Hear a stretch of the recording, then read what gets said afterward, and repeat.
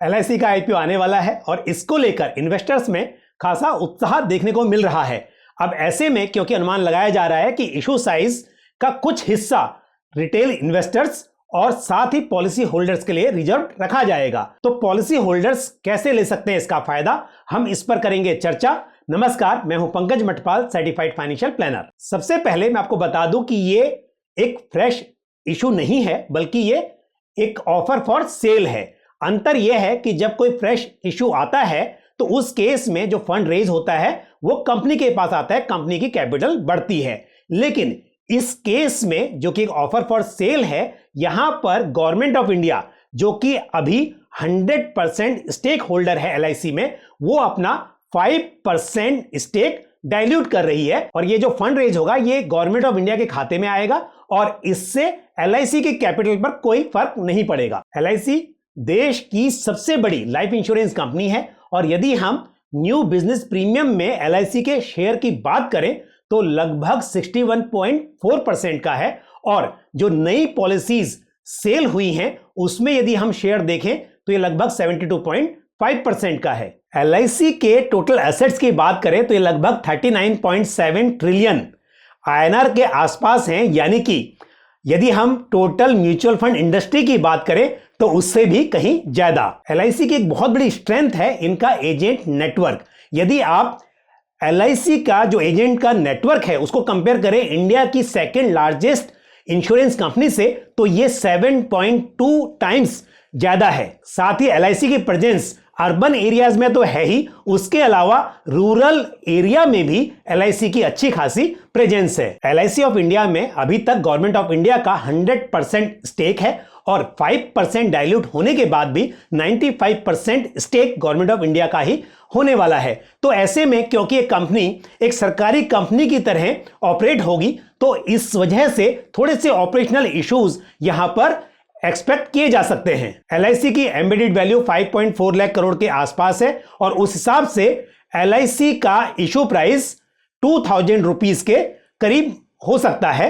यह प्राइस 7 मार्च तक ओपन हो जाएगा और LIC का IPO 11 मार्च से ओपन होने की उम्मीद है। टोटल इशू साइज का 35% रिटेल इन्वेस्टर्स के लिए, 5% एम्प्लॉयज के लिए और 10% पॉलिसी होल्डर्स के लिए रिजर्व रखने की उम्मीद है। और यहां पर मैं एक बात और ऐड करना चाहूंगा कि सेबी के अनुसार रिटेल इन्वेस्टर्स का मतलब यह है कि ऐसे इन्वेस्टर्स जो IPO में मैक्सिमम 2 लाख रुपए तक अप्लाई कर सकते हैं।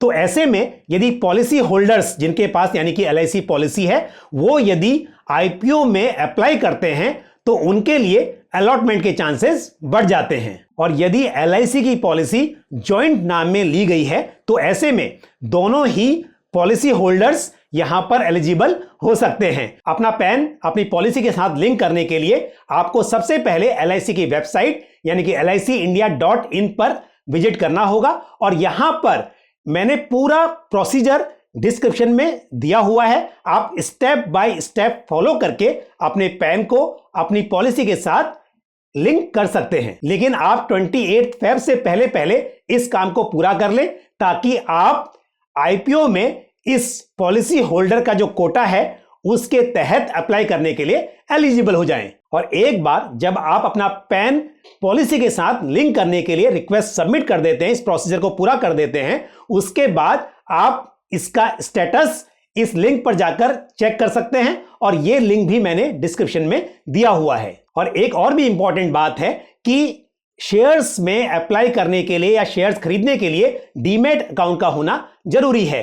तो ऐसे पॉलिसी होल्डर्स जो अभी शेयर्स में इन्वेस्ट नहीं करते हैं, हो सकता है कि उनका डीमैट अकाउंट ना हो, वो NSDL या CDSL के डिपॉजिटरी पार्टिसिपेंट्स जैसे कि बैंक्स या ब्रोकिंग फर्म्स के पास अपना डीमैट अकाउंट खुलवा सकते हैं। तो अब सवाल यह उठता है कि क्या LIC के सभी पॉलिसी होल्डर्स को LIC के IPO में अप्लाई करना चाहिए। हालांकि यह वीडियो एजुकेशनल पर्पस के लिए है और इसका ऑब्जेक्टिव LIC के IPO को प्रमोट करना नहीं है। ना ही मैं पॉलिसी होल्डर्स को यह कहना चाहता हूं कि आप इस IPO से दूर रहें, लेकिन मेरी पर्सनल राय यह है कि ऐसे पॉलिसी होल्डर्स जो कि शेयर मार्केट में पार्टिसिपेट नहीं करते हैं, जिन्होंने कभी भी शेयर्स में इन्वेस्टमेंट नहीं किया हुआ है और ना ही इस IPO में अप्लाई करने के बाद वो आगे और शेयर्स बाय करना चाहते हैं तो ऐसे इन्वेस्टर्स को सिर्फ LIC के IPO में अप्लाई करने के लिए डीमैट अकाउंट ओपन करना और यहां पर अप्लाई करना मेरे हिसाब से उचित नहीं होगा।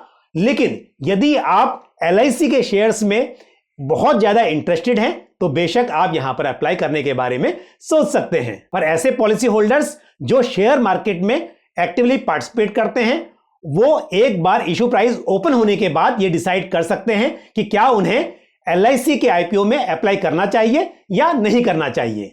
तो ये थी कुछ जानकारी LIC के IPO के बारे में और किस तरह से आप इसका फायदा उठा सकते हैं। मुझे उम्मीद है ये जानकारी को पसंद आई होगी।